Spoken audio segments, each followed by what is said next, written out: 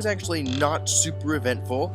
This morning we had a test, and then after that we had lectures on topography and climate and all sorts of other things like that. So we didn't really go out. But this afternoon we did go to the tunnels of the Western Wall, which I didn't even know that the Western Wall had tunnels. But there are tunnels underground, so we went through those. It was the only thing we did, but there were actually about 3 or 4 really interesting things that we saw. So the first thing was that underneath there is this mikveh, which a mikveh is a ritual bath. And normally they will have a set of stairs going down, surrounded by 3 solid walls, and it's a place where you go and dip your body, you wash yourself of unclean things. Well, what was interesting about this one was that instead of 1 set of stairs, it had 3 sets of stairs on 3 of the sides, which was interesting. And then in the middle, it was very narrow, which would be very difficult for a human to fit their body into to wash. And so what our dude told us, the guide man who was showing us around, was that it is believed that this is actually a place where they went to wash and cleanse the ornaments and different items and stuff that they kept in the temple on the Temple Mountain, Solomon's Temple. So that was really cool to think that I could have been in the place where they were washing, spoons and knives and what do you call the thing? The I don't know. I'm lost now. But it was interesting to think that they could be washing those and everything that was kept there in this specific spot. So that was really cool.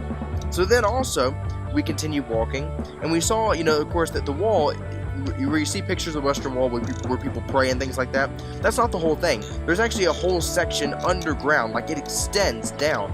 And so we were in front of that, and then the dude showed us that there was this one stone that Herod, King Herod expanded the temple. There was this stone that Herod had put, and it's actually now the 8th or 9th largest stone in the world. It's over 40 feet, 40 meters. It's 40 something wide, and then 12 feet or meters or whatever tall. So it's a huge stone, and that's actually part of the temple. It's there, and Herod wanted to be great, and he built great things. Although he was actually a horrible human, but he still built great things. So that was interesting to see. Then also, the place where we were in front of the wall, dude said that it was actually the place where just on the other side was believed to be the Holy of Holies. And so there were, of course, some people praying at this part of the wall underground. And I found a nice little crevice. I had a prayer written in my pocket on a piece of paper that I was actually planning to visit the wall that day to slip the prayer inside of and pray at it. But I thought, it's much less crowded down here, so I can just go ahead and slip it here. It's a perfect place. So maybe in like 70 years I can go back and see if it's still there in that crevice that I placed it in. That'd be fun. So we did that. Then we continued walking, and we saw a road, actually. Now keep in mind, we're like 12, 15, 20 feet underground by this point. And we saw this road that turns out was actually a road from the Second Temple period. And Jesus was from the Second Temple period, which means that it's very possible that Jesus could have walked on this very road as he was, going to the temple, throwing around tables and whatnot and rebuking people. And so that was cool to be able to walk on a road and bricks that were around during the time of Jesus. And so those were some really incredible, interesting things that I got to see and that I got to experience. And I very much thoroughly enjoyed it. I mean, it was fun. I feel like it's almost kind of like one of the best kept secrets. Not a whole lot of people know that there are tunnels under the Western Wall. And so it was really awesome to get to experience it myself.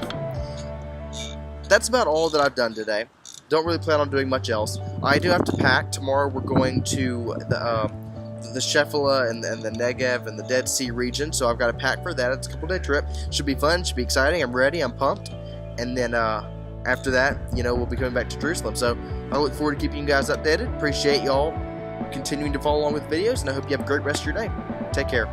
Oh, and there will not be pictures at the end of this video because, I just really didn't take a whole lot. I've taken so many pictures of tunnels and walls and things like that, and, where this is cool too, I mean, it really kind of just looks like everything else. So I did not take a lot of pictures, so there will not be pictures at the end of this video, but do stay tuned in the future. I will be having more coming along soon. Alright, be good.